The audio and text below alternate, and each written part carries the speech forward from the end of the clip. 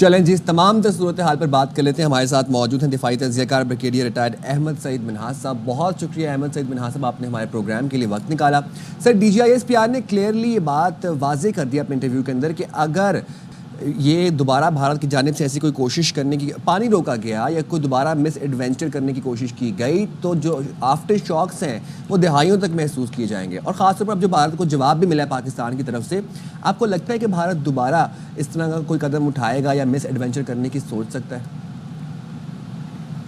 جی بالکل. السلام علیکم سب، آپ کے تمام دیکھنے والوں کو، سننے والوں کو. دیکھیں، اس وقت جو آپ کا سوال ہے کہ کیا اس کا جو گودی میڈیا ہے یا ان کے جو ایون ڈیفنس منسٹر ہے راجناتھ، وہ بھی بات کر رہا ہے، اس کا پرانا جو چیف آرمی سٹاف انڈیا کا، اس نے بھی اس طرح کی بات چیت کی ہے کہ ہم اس کا بدلہ لیں گے یا ہم پانی پاکستان کے روکیں گے. تو یہ روک ہی نہیں سکتے ہیں. ٹیکنیکل وجہ اگر دیکھیں تو 150 ملین کیوبک میٹر پانی وہاں پہ سے گزرتا ہے ان تینوں دریاؤں کے اندر سے، جس میں سے صرف وہ سٹوریج کی کیپیسٹی 4 ملین کیوبک میٹر کی رکھتا ہے. تو لہٰذا اس طرح سے ٹیکنیکل ٹرمز کے اندر وہ روک نہیں سکتا، لیکن اس کو ڈائیورٹ کرنے کے لیے کینال بنا سکتا ہے. تو پاکستان نے بڑے واضح الفاظ میں کہا ہے کہ انڈس واٹر ٹریٹی کے تحت اور جو انٹرنیشنل لا ہے اس کے تحت آپ یہ نہیں کریں گے. اگر کریں گے 24 کروڑ پلس لوگوں کا پانی آپ روکیں گے تو پاکستان کے پاس کیا آپشن ہے؟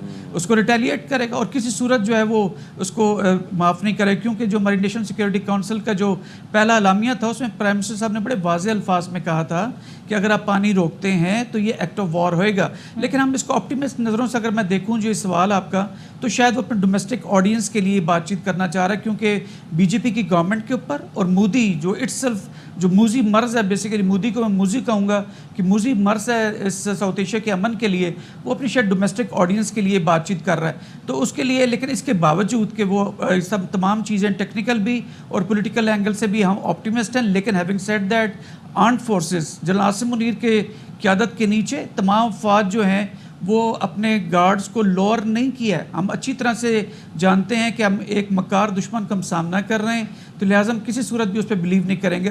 انٹرنیشنلی بھی اگر آپ دیکھیں تو اس وقت جو مودی نے یو ایس کے پیچھے ہیج بیہائنڈ کر کے جو امن کی بات کی ہے، تو اتنی جلدی یو ٹرن کیا وہ لے سکتا ہے؟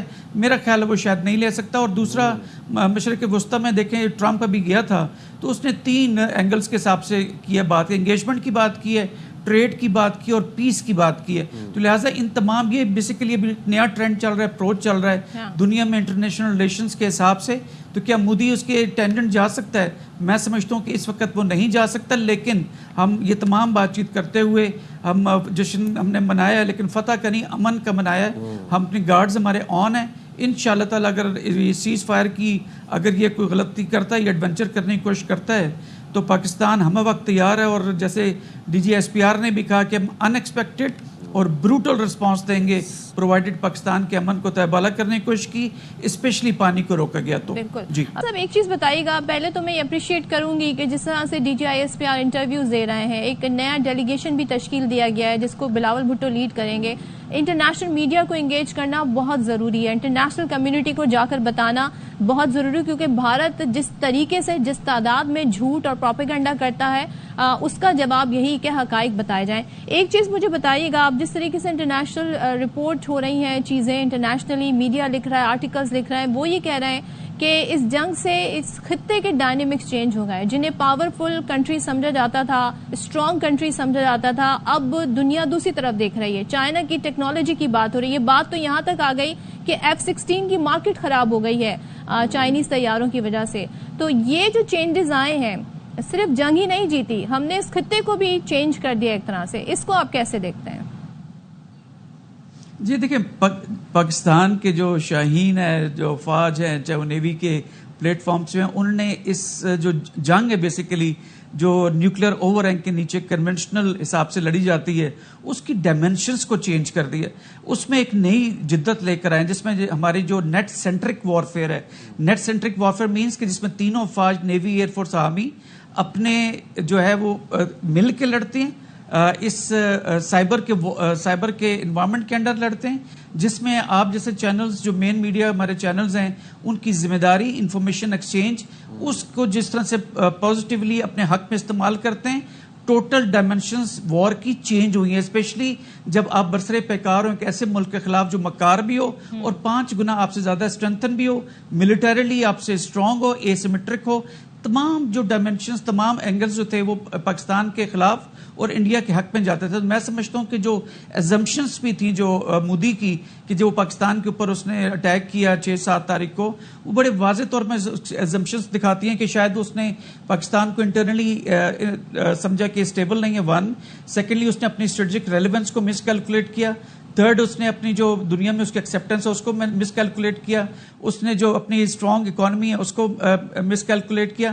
یہ تمام چیزیں ایک چیز کے ضرب سے جو ہے وہ خارج ہو گئی. 1 کہ پاکستان کی قوم اور پاکستان کی افواج جب لا الہ الا اللہ کا نعرہ تکبیر لگا کے سب سے لالی پرچم کے لیے جمع ہو جائیں اور اسپیشلی ایسٹرن بارڈر کی جانب سے کوئی تھریٹ جنریٹ ہو, تو پھر کیسے انٹینجبلز جو ہیں ٹینجبلز کو وہ زیر کر لیتے ہیں.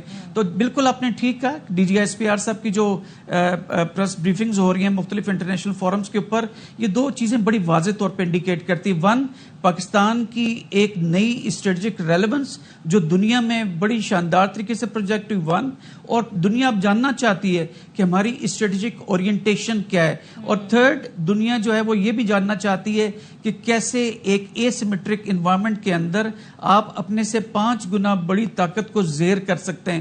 تو الحمدللہ اس وقت جو ہماری ڈپلومیٹک کور بھی جو ہے جس میں کہ بلاول صاحب ابھی جا رہے ہیں ویسٹ کی جانب اور آج اسحاق ڈار صاحب جا رہے ہیں چائنا میں جہاں پہ کہ ٹرائی لیٹرل میٹنگ ہو رہی ہے افغانستان کے ساتھ مل کے. یہ تمام چیزیں پاکستان کی جو وقت ہے, پاکستان کا جو اسٹیٹس ہے, ایک عزت کا مقام کمیٹی آف نیشنز میں اس کو فردر اسٹرینتھن کرنے جا رہا ہے. جو ڈوزیئرز بنائے گئے ہیں وہ ثبوتوں کے ساتھ بنائے گئے ہیں کیونکہ پاکستان جس کیپٹل میں دنیا میں جائے گا وہ اپنا موقف رکھے گا. اور انشاءاللہ تعالی آلریڈی ہم نے اچیو کر لی ہے جو اسٹریٹجک لیول پہ کرنا تھا. اب مزید سبسٹینشیٹ کریں گے جب ٹینجبل پروفز کے ساتھ ڈوزیئر شیئر کریں گے. All one one kind of situation. اور ہم اس سلسلے میں جو افواج پاکستان ہے جنرل عاصم منیر خاص کر کے جن کا یہ تمام انہوں نے آپریشن کو کنسیو کیا اور پولیٹیکل گورنمنٹ کہ جنہوں نے ان کو اجازت دی اور calculated میئرڈ but very accurate response generate کرنے کی جو اجازت دی گئی, میں سمجھتا ہوں کہ یہ ٹیکسٹ بکس میں پڑھایا جائے گا نہ صرف پاکستان کمانڈ سٹاف کالج کے اندر, نیشنل ڈیفنس یونیورسٹی کے اندر, بلکہ دیگر ویسٹرن اور جو ایسٹرن اور مڈل ایسٹ کے جتنے ملٹری انسٹیٹیوشنز ہیں اس میں ایز اے ٹیکسٹ بکس پڑھایا جائے گا کہ کیسے آپ ایک اے سیمیٹرک وار انوائرمنٹ کے اندر آپ اپنے سے 5 گنا بڑی طاقت کو زیر کر سکتے ہیں. تو الحمدللہ پاکستان کی جو ہے وہ اللہ نے لاج رکھی اور افواج پاکستان نے اپنا دکھایا کہ وہ کیسے ایک مکار دشمن کے ساتھ ہینڈل کرتے ہیں. تھینک یو سو مچ منہاس صاحب, بہت شکریہ.